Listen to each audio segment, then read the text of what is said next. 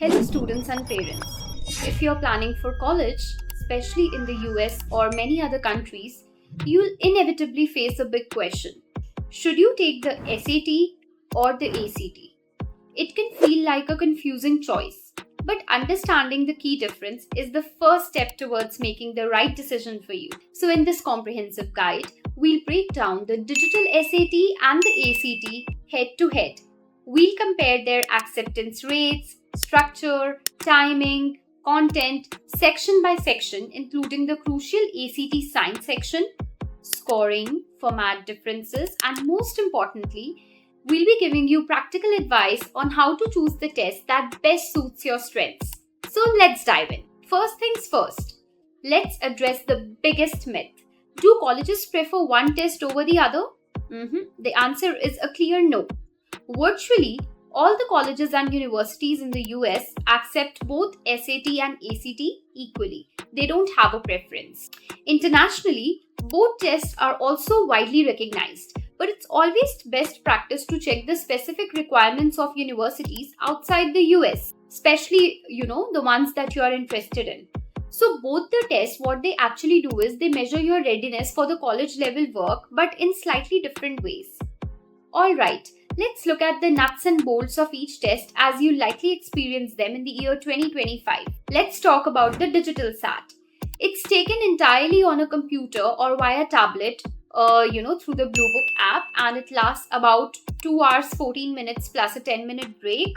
Then it has two main sections, that is reading and writing. That is, you will be getting 54 questions and you'll have to complete them in 64 minutes. And in math, you'll be getting 44 questions that you'll have to complete in 70 minutes. So just remember that each section is divided into two modules, and also, the test uses section adaptive testing, right? That means your performance on the first module, it will affect the difficulty level of the second one. So now let's talk about the ACT. The ACT is primarily offered as a computer-based test. In the US, it's a mix of paper and computer with digital options expanding. The standard ACT takes about 2 hours and 55 minutes plus a break. It has 4 mandatory sections, which are English, that takes about 45 minutes for 75 questions. The math section takes about 60 minutes for 60 questions. The reading section takes about 35 minutes for 40 questions, and the science section takes about 35 minutes for 40 questions.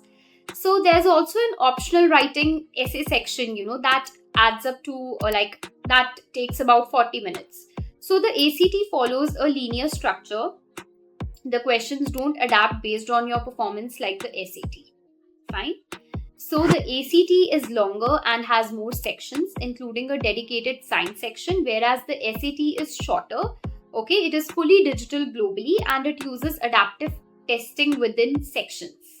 So the ACT still offers an optional essay. Now let's compare what each section actually tests.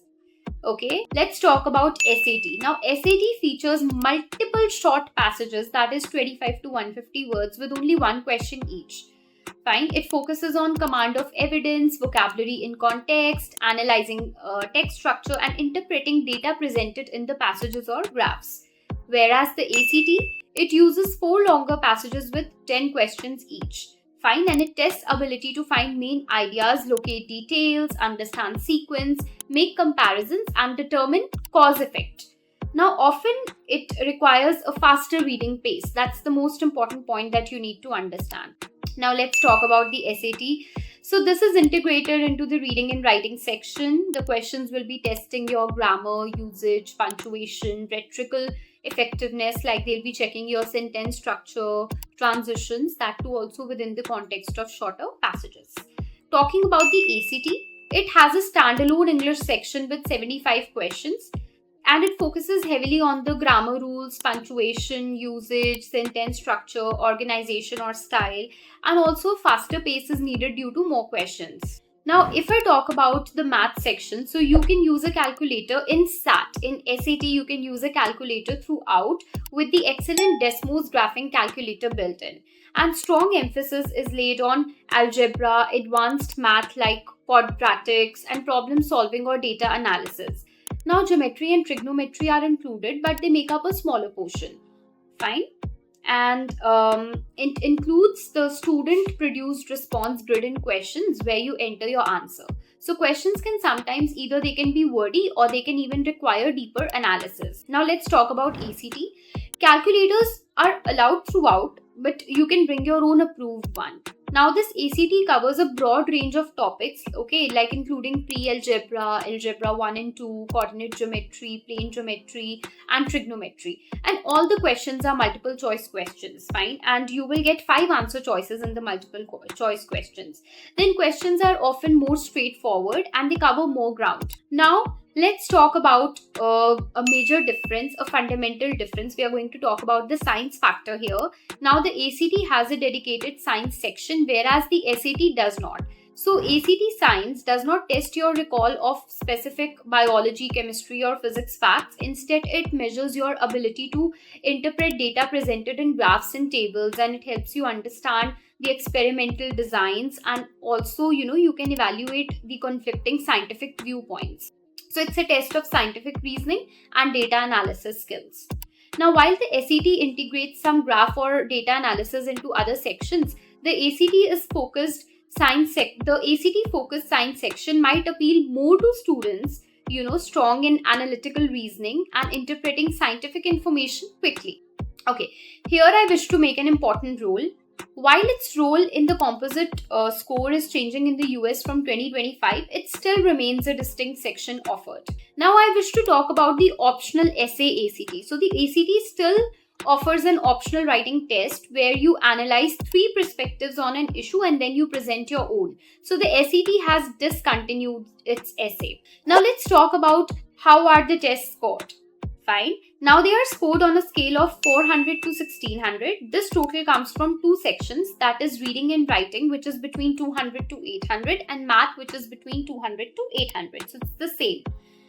Fine. The ACT is scored on a scale of 1 to 36. So your composite score, it is the average of your scores on the 4 main sections, that is English, math, reading, science, each scored from 1 to 36. Now the optional writing test, that also gets a separate score, which is from 2 to 12. Now you can't directly compare the raw SAT score to an ACT score. The official concordance tables, they exist to see, how your scores roughly align. Now many colleges, they super score. Now what do you understand by super score? It means that they take your best section scores across multiple test dates, and then they check whether you have submitted SAT or ACT scores if they call it super scores. So with all these differences, how do you choose? How do you choose whether you want to go for SAT or ACT? How are you going to do that? So the best way is to take official practice test.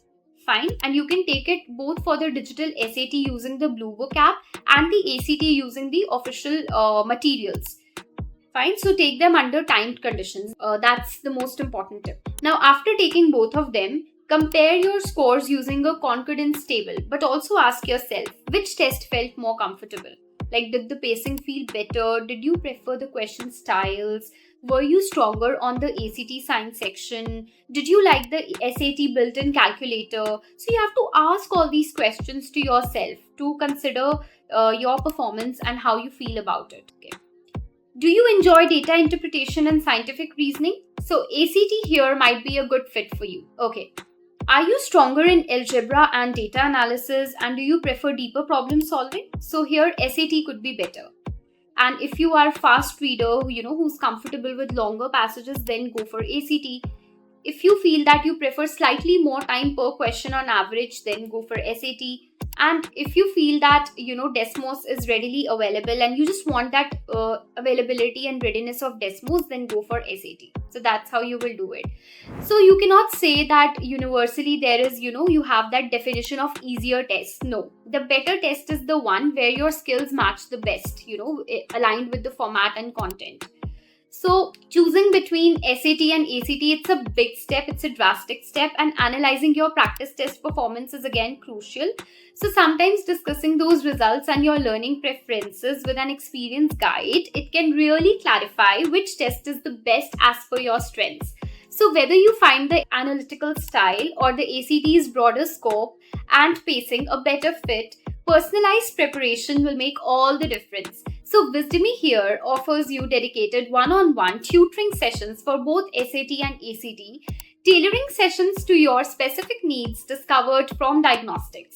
So, their first free class, it's an excellent way to get expert feedback on your test choice or kickstart your prep for the exam that you select. So, getting that personalized strategy, it can be a real game changer. So, to wrap up, both the SAT and ACT, they are highly respected college admission tests accepted virtually everywhere in the US.